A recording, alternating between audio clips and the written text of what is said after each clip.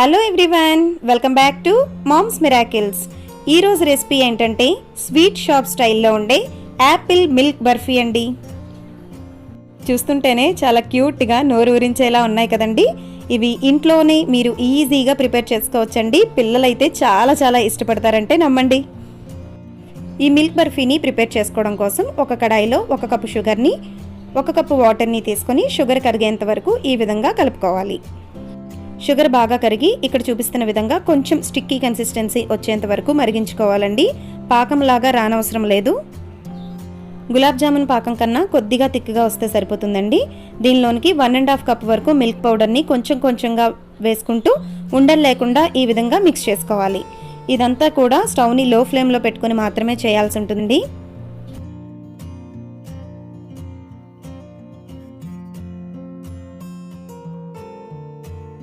ఇలా మిల్క్ పౌడర్ని యాడ్ చేసుకున్న తర్వాత లో ఫ్లేమ్లో ఒక 2-3 నిమిషాల పాటు ఈ మిక్స్చర్ దగ్గర పడిన తర్వాత దీనిలోనికి 1 టేబుల్ స్పూన్ నెయ్యిని వేసుకోవాలి.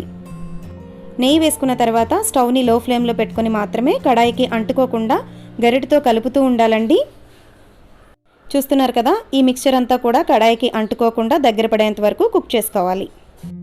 ఇలా దగ్గర పడిన తర్వాత దీనిలోనికి 1 టీ స్పూన్ వరకు యాలకుల పొడిని కూడా యాడ్ చేసుకోవాలి. చూస్తున్నారు కదా, లైట్గా కలర్ మారి కడాయికి అంటుకోకుండా వస్తుంది కదా. ఈ స్టేజ్ వరకు కుక్ చేసుకొని స్టవ్ ఆఫ్ చేసుకోవాలి. దీనిని కొద్దిగా చల్లారనివ్వాలి. మనం చేత్తో పట్టుకునేంత వేడి ఉంటే సరిపోతుందండి. మరీ చల్లారితే కనుక మనకి షేప్ అనేది కరెక్ట్గా రాదు. దీనిని ఈ విధంగా చిన్న చిన్న ఉండలుగా చేసుకోవాలి.